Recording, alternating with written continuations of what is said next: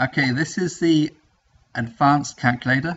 It's a system that's very much like the original, tracking the same areas of the board, but it's working in a little more detail, giving you a few more tools. So if you know how to use the original calculator, that does the same in essence as that does. You'll notice you've got the same settings here for positives and negatives. You've got the same tracking for what's going on and the maximum that things have hit and how much you want to set for your first bet.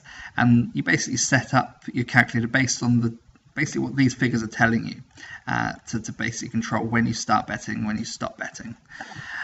Now you've also got some extra bits in here. You've got the nines, so every block of 9 on the board. So say 1 to 9 is the first block of 9s here, and it'll tell you the depth it is currently and the max depth. Now these can go for massive runs without hitting, so be careful of them if you're betting on those, but they can be quite profitable, and there isn't a positive chase on this yet, but I will add one. But it's a nice thing to track what the table is doing if there's any areas that are really sort of going on long runs and not hitting. Because you can also bet against that, so cover the rest of the board and not cover that 9, for example. So there are ways that can be effective. And here you've got the ability to enter your own numbers. So I'll enter a few numbers there. And the reason for this, you can be entering your favorite numbers, you could be entering the hot numbers, you could be entering the cold numbers, you could be entering the recently hot numbers, which if you go to a casino or you look at the stats online, often the numbers and the hot numbers that they give you are quite out of date. So there is a tool just below this.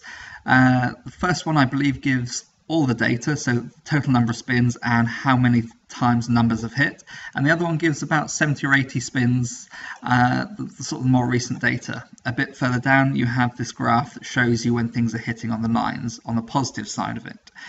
So that's quite interesting as well to see where things are blocking up if you were to bet on the positive side of the 9s. So I'll just enter some data in just so we get some figures popping into this.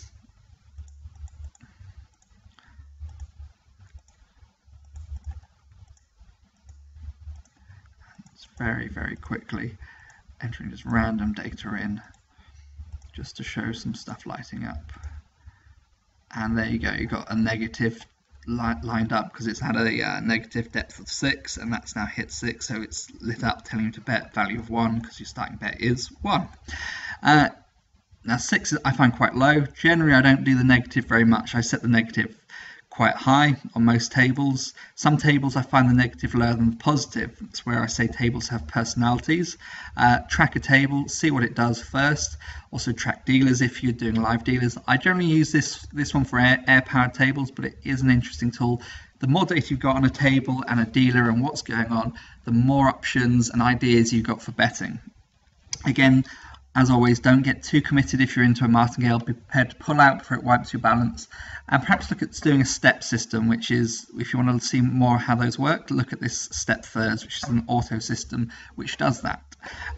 But you can do it perfectly easy yourself by just changing the first bet and pulling out of chases, because sometimes things will freeze out on a board for much longer than you'd ever expect. I generally try to bet on the average of when something happens, a few bets in and pull out, and then get a few bets in again at a higher rate and pull out, and then a few bets in again at an even higher rate. If that pulls out, I normally then change my strategy because it isn't working. If something isn't working, it's not going to start working or stop working. It's either going to work or not work. So when you're doing these systems and you're doing chases, you can play for hours without losing. But when you get into one long chase that wipes your whole balance, that's wiped out all those hours of work.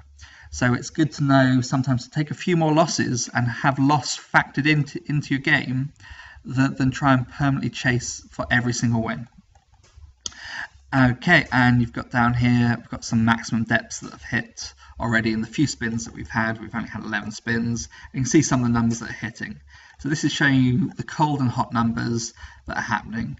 At the moment they're both saying 11 spins because I haven't entered enough data. If I entered more data, this would be showing slightly differently. I'm actually going to enter more data here by just copying and pasting this a whole bunch of times.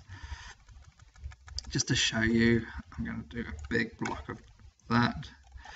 This is handy if you are sort of going and coming back to the table. You can copy these numbers out, save them, and then come back to the table, and off you go again. But that generally works with Airtables that stay reasonably consistent and keep a personality. So now you can see I've entered with that duff data 401 spins, and in 401 spins you can obviously very clearly see the cold and the hot numbers.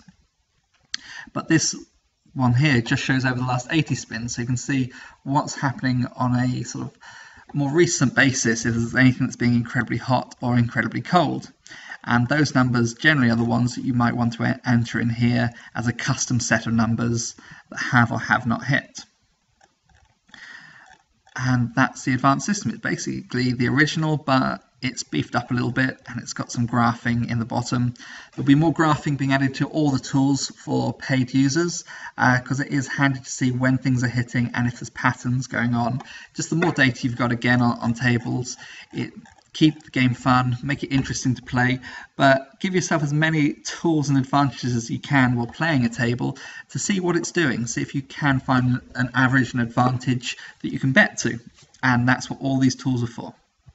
Okay, that is the advanced calculator.